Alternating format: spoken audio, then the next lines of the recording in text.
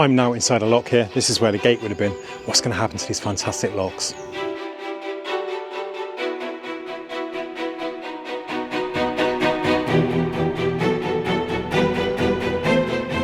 I'm on the beautiful Bridgewater Canal. This was opened in 1761, although this section we're actually in wasn't open until a bit later in 1776. And we're here because this up here ahead of us here at Waterloo Bridge is a dead end. But why is it a dead end? And what can be done on this end to reconnect to the network? So obviously this canal is known for a breach that happened this year. Around New Year's there was a massive breach just up the canal there, and it drained all this canal. Now the problem is with this canal is it didn't have locks, and that was when it was first built. When this section was built, they built a flight of locks just to the left of us here. First of all though, how cool is this? I used to love 2 pints of lager and a packet of crisps when I was younger, and this is the pub. It's quite a famous landmark around here.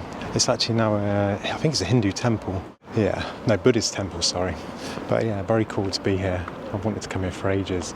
You've got the Silver Jubilee Bridge just over there, which we're getting some shots. And that plays a huge part in today's story as well. So the canal was built by the 3rd Duke of Bridgewater, Francis Egerton, and he wanted to move his goods. So he wanted to move his coal from his mines to Manchester. So that was the first section of the canal. And then in 1762, the year after the first part was built, he got permission to connect further down into the River Mersey at Runcorn, where I am now. So to do that, they had to build locks behind us to reach the River Mersey. The port of Liverpool was about 10 miles away, so it was an important connection. And they did this with 5 sets of double locks, each dropping about 7 foot, with another lock at the end dropping into the River Mersey. And this at times was about a 20-foot drop, which is absolutely massive.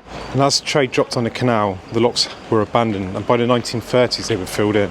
In 1961, the Silver Jubilee Bridge was built, and one of the many link roads to it went over the locks.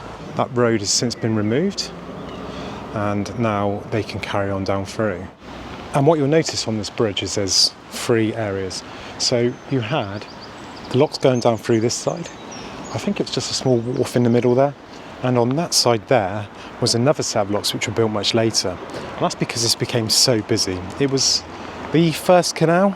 We can kind of say that with some arguments.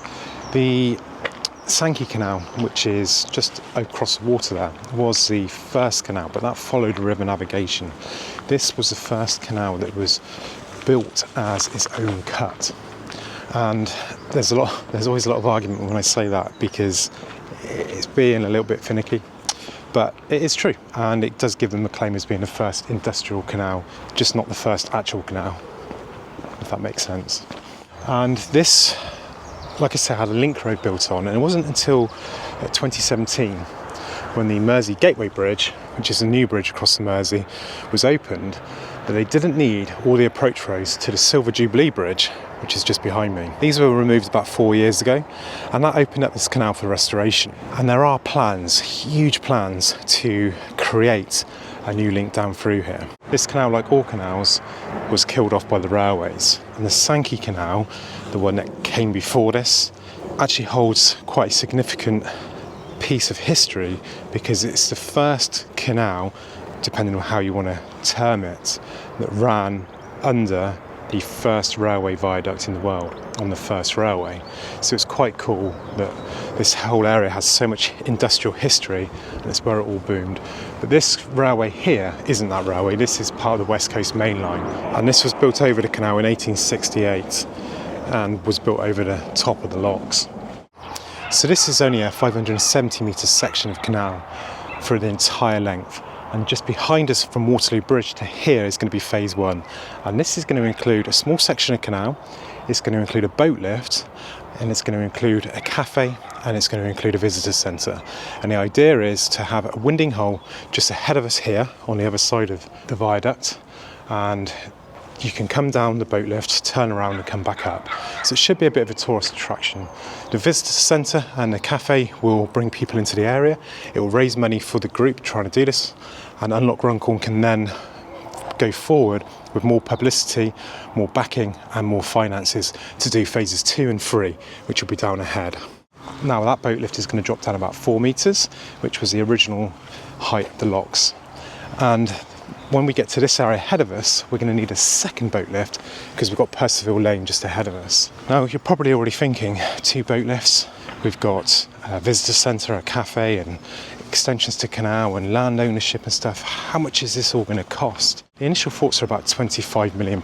Now, that was about 4 years ago I got that figure from. So I assume that's going to be about 10 million more at the moment. So £35 million, which does include the next 2 phases ahead as well. That's obviously a lot of money, but with the way things are at the moment in the construction industry, it is an awful time to be in construction. Costs are just spiralling. So hopefully costs can come down, and by the time it starts, it might be a little bit cheaper anyway. But right in front of us here, you can see where the next 2 locks would have been, and you can see the ground curving off to a flat area and then curving back down again. And to get under that lane behind us, the boat lift's going to go under the road, I believe. So it's going to be quite a focal point, and you're then going to have a tunnel coming under here for pedestrians. So it'll look quite cool. It'll be completely different to other boat lifts on the network. We're going to walk down further now towards the Manchester Ship Canal, which plays a huge part in this as well. But first of all, there's some pretty cool stuff to see just up ahead. So some great news, I'm now on Patreon. Now you get all the stuff that you get as a member here, and all the stuff that you'll get as Court Exploring. And not only that, no matter how much you decide to pay, you get the same content. So there's 5 different levels that you can choose from, and everyone gets the same thing. I don't want to restrict anybody from receiving content because they can't afford to pay a higher amount. The more you pay, the better supported I am, the more I can make these videos. So please do help if you can. The land to my right, where you can actually see what looks like some old wall there across the back there. Looks like old canal blocks, which probably came from the locks over here. This is going to be a marina as part of it, which will bring people down here on phase 2 and allow much needed mooring at this under the Bridgewater Canal. So I'm actually looking at the old maps of this. This looks like it may have been a reservoir here. So this would have been like a side pound to maintain water levels in the locks as they went down. This would have filled up as lock gates were open on the way down and then flowed down in below to feed water in. So this is kind of returning this to water, which it once was. And as you can see, this does very much feel like a basin in here. It's a drop down on every side in here. But up ahead of us, like I said, there's something quite cool. So these are what's called the old locks, the old line of locks. And although the ones on the left of us, which were the new ones that are built, have been built on as a housing estate going through, these are largely still here. You can see just here where this bench is, where the gate would have gone in, and this drops down then into even more. And it's really cool to see there's so much of it still existing. It's obviously been backfilled, it wouldn't have been this high up.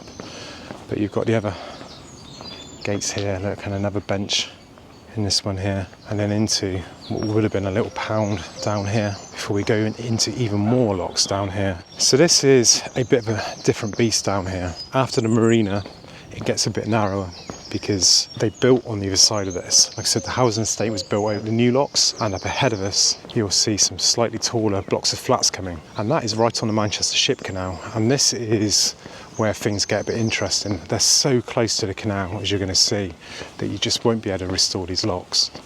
You'll also notice I'm crossing another road. This is the old coach road, and they need to be under here as well. So how are they going to do this? How are they going to get past these flats just here in this small gap and down into the Manchester Ship Canal? They're not going to be able to put locks because it's going to be too close to the buildings, and I believe the locks have gone from here, despite there being some of the coping stones left out on the side here.